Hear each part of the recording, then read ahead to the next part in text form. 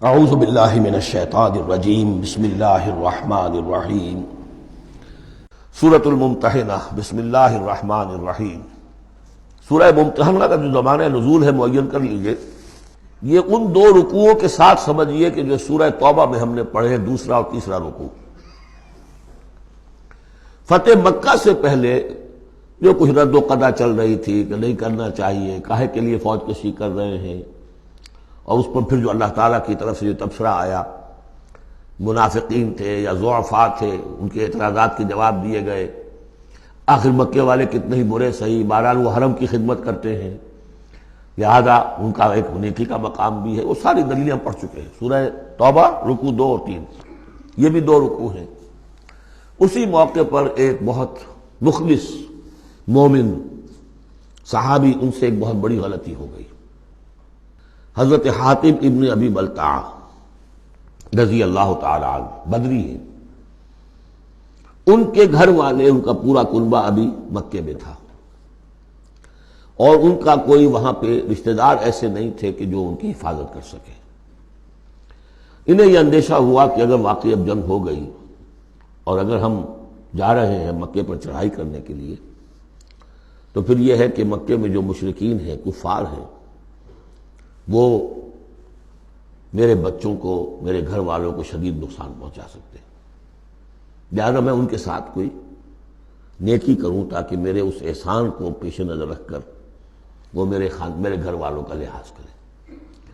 انہوں نے ایک خط لکھا مکے والوں کے نام، اور اس میں گویا کہ وہ سیکریٹ جو ہے وہ لیک کر دیا کہ محمد اب تم پر چڑھائی کرنے والے ہیں صلی اللہ علیہ وسلم۔ یہ احسان دھرا۔ ایک عورت کو وہ خط دیا، اس عورت نے اس خط کو اپنی چٹیا میں باندھ لیا تاکہ تلاشی لی جائے تو کہیں سے نکلے نہ، اور وہ عورت وہ خط لے کر روانہ ہو گئی۔ ادھر حضور کو اللہ تعالیٰ نے وحی سے مطلع کر دیا۔ حضور نے بھیجا حضرت علی اور ان کے ساتھ ایک اور صاحب کہ جاؤ فلاں جگہ اس وقت وہ عورت ہوگی، تم جا کے اس کو وہاں ٹھہری ہوئی ہے راستے میں کسی منزل میں، اس کے پاس خط ہے، وہ لے کے آؤ۔ وہاں پہنچے، عورت موجود تھی۔ محمد رسول اللہ کی دی ہوئی خبر تو غلط نہیں ہو سکتی تھی۔ اس سے پوچھا، نہیں قتل نہیں۔ اس کی جو تلاشی لی تو کہیں نہیں نکلا۔ پھر حضرت علی نے دھمکی دی، دیکھو ہمیں ہمارے نبی نے بتایا ہے تمہارے پاس خط ہے، جھوٹا نہیں ہو سکتا وہ، یا تو تم سیدھی خط مجھے نکال دو ورنہ میں تمہیں برہنہ کر کے تمہاری تلاشی لوں گا۔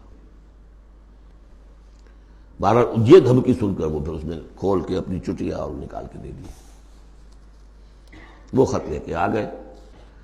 اب وہ راز کھل گیا، ابی بلتعہ کو بلایا۔ حاتب نے ابی بلتعہ کو مان لیا کہ حضور یہ میرا خط ہے۔ حضرت علی نے کہا کہ، یا حضرت عمر نے کہ آپ مجھے اجازت دیں کہ میں اس کی گردن مار دوں ابھی؟ آپ نے فرمایا نہیں، حاتب بدری ہے، اور بدریوں کے تمام اللہ تعالیٰ پچھلے اگلے گناہ معاف کر چکا ہے، تو اس کی وہ جو فضیلت ہے اس کی وجہ سے جو خطا ہو گئی اللہ معاف کرے گا۔ تو وہ ہے اصل میں کشاکش پس منظر میں جس میں کہ یہ صورت نازل ہو رہی ہے۔ یا ایھا الذین آمنوا لا تتخذوا عدوی وعدوکم اولیاء، اہل ایمان تم میرے اور اپنے دشمنوں کو اپنا دوست اور ولی نہ بناؤ۔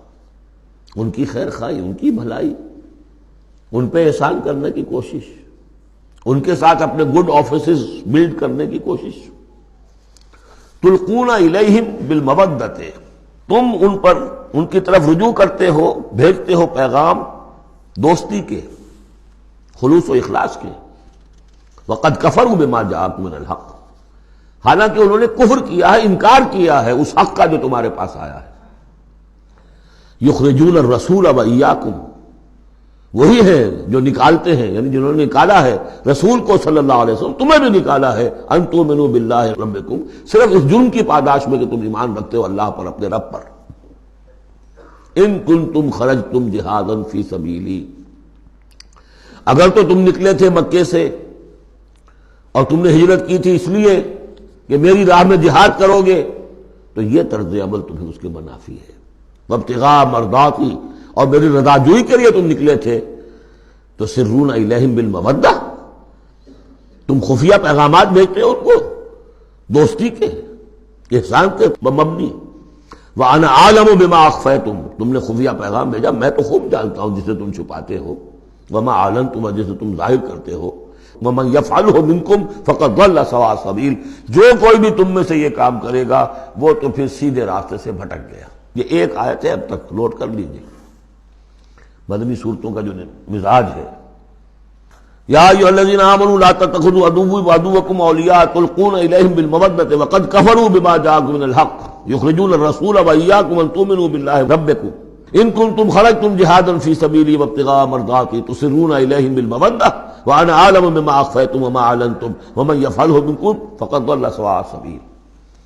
ان یثقفوکم یکونوا لکم اعداء، اگر وہ کہیں تمہیں پالیں، یعنی تم ان کے ہاتھ لگ جاؤ، ہتھے چڑھ جاؤ، وہ تمہارے ساتھ دشمنی کریں گے۔ وَيَبْسُطُوا إِلَيْهِمْ أَيْدِيَهُمْ، اپنے ہاتھ بڑھائیں گے تمہاری طرف، وَأَلْسِنَتَهُمْ، اور اپنی زبانیں، بِالسُّوءِ، برے ارادے کے ساتھ تمہیں نقصان پہنچائیں گے، ان کی زبانیں بھی ان کے ہاتھ بھی۔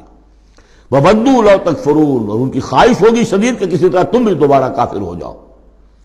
لَن تَنفَعَكُمْ أَرْحَامُكُمْ، تمہیں ہرگز نفع نہیں پہنچائیں گے تمہارے رحمی رشتے، وَلَا أَوْلَادُكُمْ، نہ تمہاری اولادیں، یوم القیامہ، قیامت کے دن، یفصل بینکم، اللہ فیصلہ کر دے گا تمہارے مابین، واللہ بما تعملون بصیر، اور جو کچھ تم کر رہے ہو اللہ اسے دیکھ رہا ہے۔